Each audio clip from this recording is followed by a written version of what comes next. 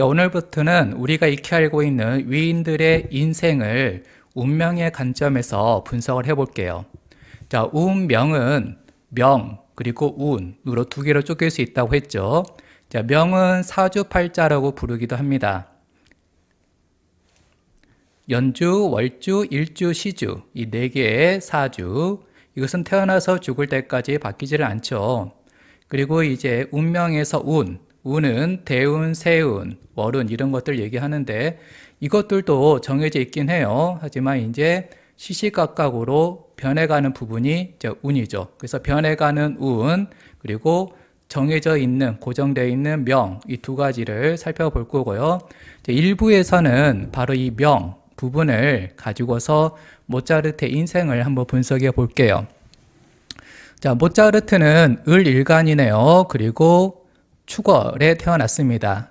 자, 1756년 1월 달에 출생했어요. 그러면 1월 달은 한겨울이네요. 아주 추워요. 그러면 을일간 입장에서는 내가 언제 태어나야지 가장 내 몸이 건강할 거냐? 뭐 나랑 같은 오행, 즉 비겁인 봄에 태어나야지 가장 건강합니다. 그리고 을일간은 언제 태어나면 가장 몸이 약해질 거냐? 바로 가을이죠.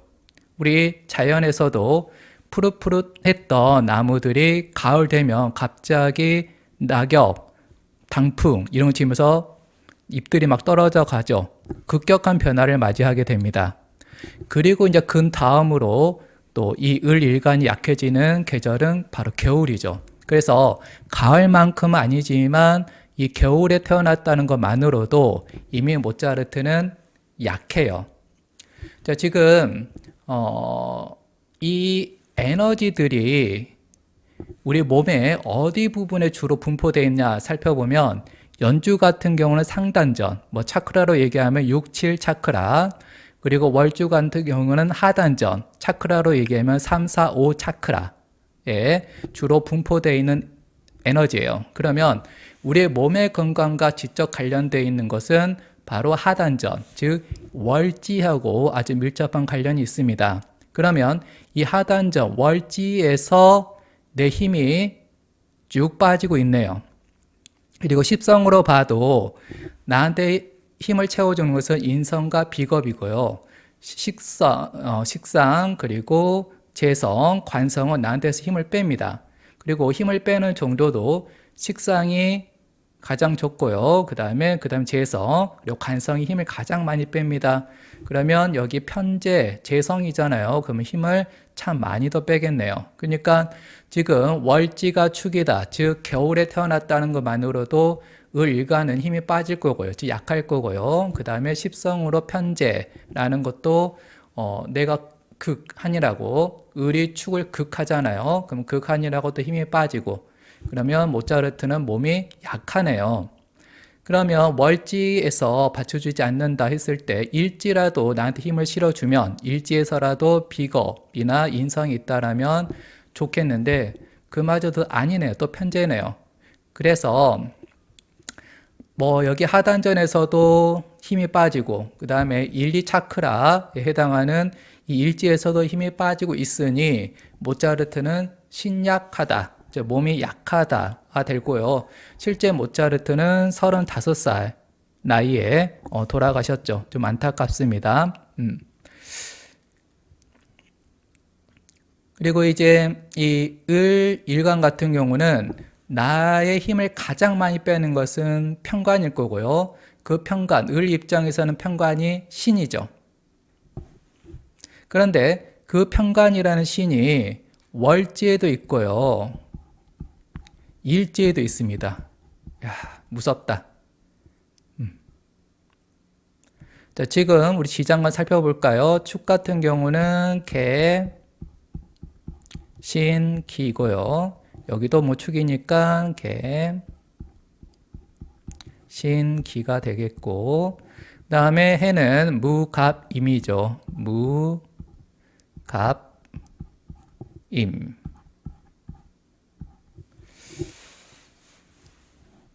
자, 모차르트 실제 돌아가실 때도 세운에서 신평관이 왔을 때 그때 투병생활을 하고 결국은 그 해에 돌아가셨어요.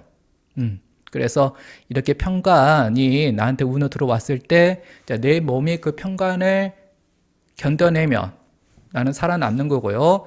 이제 뭐 노쇠했다든지 뭐 지병이 있다든지 해서 그 신평관을 견뎌내지 못할 때 이제 죽음에 이르게 되는 거죠. 그리고 여기 보면 특징적인 오행이 이렇게 좀 많은 오행이 뭐였냐면 1차로는 신, 금이에요. 그리고 2차로는 수죠. 여기도 임, 개 이렇게. 그럼 모차르트 인생을 보면 이 금과 수를 쓰는 인생이었어요. 자, 우선 이 신을 써서 뭘 했냐? 작곡을 한 거죠. 자, 음표 하나하나 보면 아주 섬세하게 그것들을 다 다룹니다. 그게 바로 신이죠. 그리고 모차르트는 음악뿐만 아니라 수학에도 재능이 있었습니다. 그 수학들도 그 숫자 하나하나를 세밀하게 조합을 하잖아요. 그게 바로 신의 에너지를 쓰는 거죠. 그래서 모차르트는 자신이 충분히 갖고 있는 신을 적극적으로 활용해서 자신의 직업으로 삼았던 거죠. 그 다음에 여기 수도 많은데요. 수는 뭐 과거부터 내가 계속 이어져 온 기억, 뭐 내 전생에서도 이어진 기억, 혹은 할아버지, 아버지 이렇게 쭉 계속 내려오는 기억, 혹은 유전자라고도 표현할 수 있는 그런 것들인데요. 실제로 모차르트는 아버지로부터 음악적 재능을 물려 또 받기도 했죠. 또한 이 수는 여기저기 돌아다니는 또 성질을 갖고 있습니다. 물이 흐르잖아요. 그래서 모차르트는 아주 특징적으로 어릴 때부터 연주 여행을 하면서 유럽 곳곳을 돌아다녔습니다.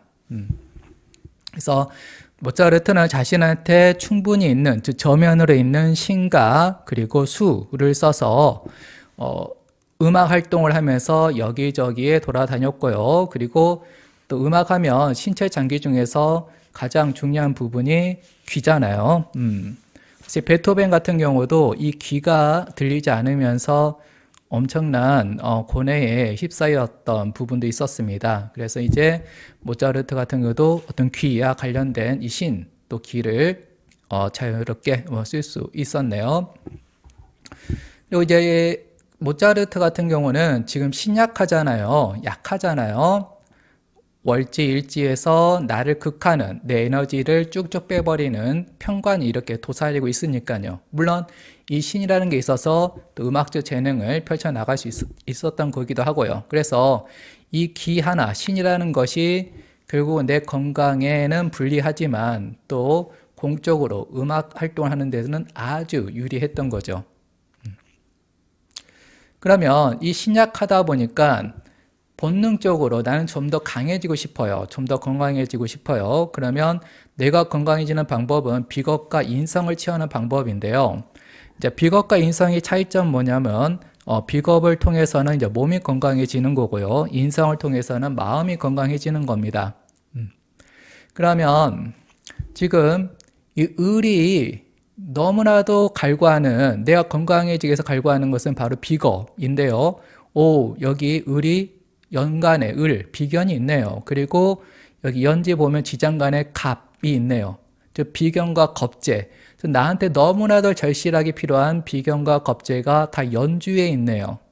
그러면 연주에 있는 기는 바로 상단전 6, 7 차크라에서 쓴다 했고요. 이 에너지는, 상단전의 에너지는 주로 외부에 있는 사람들을 만날 때 내가 쓰게 되죠. 그리고 우리가 다른 사람들을 인지할 때도 주로 얼굴, 이 상단전에 있는 걸로 많이 기억을 하잖아요. 사실 목 이하로는 우리가 만약 얼굴 가려놓고 10명을 세워놓고 누군가인지 특정해보라 하면 특정을 못할걸요. 얼굴을 보여줘야지 그 사람을 구별하지. 그래서 외부인들을 상대할 때 쓰는 이 기가 연주에 있는 기인데 바로 이 연주에 나한테 절실한 비겁이 다 있네. 그럼 모차르트 같은 경우는 내부의 사람들, 그러니까 어떤 부모라든지 친구 혹은 자식 이런 사람들보다도 외부에서 만나는 사람들한테 더 집중을 하겠죠. 왜냐하면 그 사람들을 만나야지 내가 힘을 받고 더 건강해지니까요. 그래서 모차르트는 이 작품 활동을 통해서, 오페라 공연을 통해서 많은 관객들을 만나잖아요. 그러면 모차르트는 그들을 통해서 힘을 얻습니다. 물론 모차르트는 또 훌륭한 음악을 통해서 그들에게 이익을 주는 거고요. 서로 거래가 잘 되고 있는 겁니다. 그리고 이 힘을 주는 전제, 비견과 겁제. 자, 차이점 뭐냐? 공통점은 이제 사람들이 나한테 이제 몰려올 거예요. 그리고 연주에 있는 비겁이기 때문에 외부에서 사람들이 오니까 이제 인기가 있는데 도움이 되는 거죠. 그래서 만약에 뭐 나는 연예를 꿈꾸고 있다, 뭐 유튜버를 하고 있다, 그러면은 가장 급선무는 뭐 난 재능이 있는지가 1순위고요. 그 다음에 2순위가 이제 인기가 있을 만한가, 그것도 이제 궁금하잖아요. 그러면 이 연간에 비견이나 겁제가 있는지를 살펴보세요. 그러면 그 인기를 얻는데 도움이 됩니다. 근데 모차르트는 딱 연간에 비견이 있네. 그리고 연지에 겁제까지 있네요. 그래서 이 비겁을 통해서 많은 사람들을 좋아하고요. 만나는 걸 좋아하고요. 또 많은 사람들이 모차르트한테 또 오는 인기로 사용이 된 거죠. 그리고 이제 비견, 겁제 차이점 뭐냐면, 이제 비견은 아무래도 나랑 유사하고요. 겁제는 이제 그 밖의 사람들이에요. 그러니까 뭐 나와 좀 다른 사람들이겠죠. 그러면 겁제가 인기 측면에서 보면 훨씬 더 많은 사람들을 얘기해요. 훨씬 더 큰 인기를 말합니다. 그래서 오직 내가 인기에 초점을 맞춘다라면 연간에 비견이 있는 것보다는 겁제가 있는 게 낫겠죠. 물론 또 하나의 득이 있으면 또 하나의 실이 있습니다. 또 겁제로 인한 실은 뭐냐면 이 겁제 같은 경우는 어느 순간에 나를 공격하는 적이 되어버릴 수 있습니다. 즉 안티들이 될 수가 있는 그런 또 위험이 좀 도사리고 있긴 합니다. 아까 뭐 유튜버 이런 얘기를 했지만 인기를 얘기했지만은 또 흔한 경우로는 장사하시는 경우, 뭐 식당 영업을 한다. 그러면 손님들이 외부에서 많이 와야지 내가 이 돈을 벌잖아요. 그때도 바로 이 연간 쪽에 비겁이 있는지를 살펴보시는 게 좋겠습니다.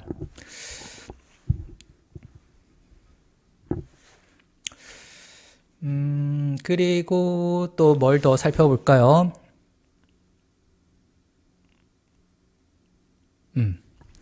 그리고 여기 수가 가득하잖아요. 그러면 이 수를 바로 그 예술성, 창작성, 그렇게 활용을 잘 하고 있었습니다. 근데 이제 평범한 사람들은 이 수를 어떻게 쓰고 있냐? 우울, 공황, 이렇게 선택해서 써버리는데, 모차르트는 이 수를 아주 긍정적으로 사용하고 있는 거죠. 그래서 이제 수운이 들어온다 해서 누구든 우울해진다, 그건 아니에요. 그것을 내가 우울로 쓸지 아니면 모차르트처럼 어떤 예술로 쓸지는 나의 선택인 거죠. 그 다음에 여기 개라는 게 있어요. 칩성으로 얘기하면 편인이죠. 이 편인 같은 경우도 생각이 생각에 꼬리를 무는 그런 성질을 갖고 있어요. 이 또한 어떤 사람들은 쓸데없는 잡념들로 머릿속을 채우고 집착하는 생각으로, 혹은 트라우마라고 부르는 생각으로 머리를 복잡하게 만드는 선택을 하는 사람도 있고요. 아니면 또 모차르트처럼 이렇게 끊임없이 계속 꼬리에 무는 생각으로 수많은 예술 작품들을 만들어내는데 또 쓰기도 한 거죠. 그래서 특정 기가 나한테 다가온다, 혹은 내 명예에 있다 했을 때 그것을 어떻게 A로 선택할 것인가 B로 선택할 것인가에 따라서 나의 인생이 뭐 달라지는 거죠. 그러니까 운명은 정해져 있는데요, 인생은 정해져 있지 않습니다. 운명에다가 나의 선택을 더하면 그에 따른 다양한 인생들이 펼쳐져 나가게 되는 거죠. 이렇게 해서 오늘은 1부를 마치고요. 이제 2부에서는, 다음 영상에서는 운에 따라서, 대운과 세운에 따라서 모차르트가 어떤 삶을 살아나가는지를 하나씩 또 살펴보도록 할게요. 오늘은 여기서 마칠게요. 자바사주 파이.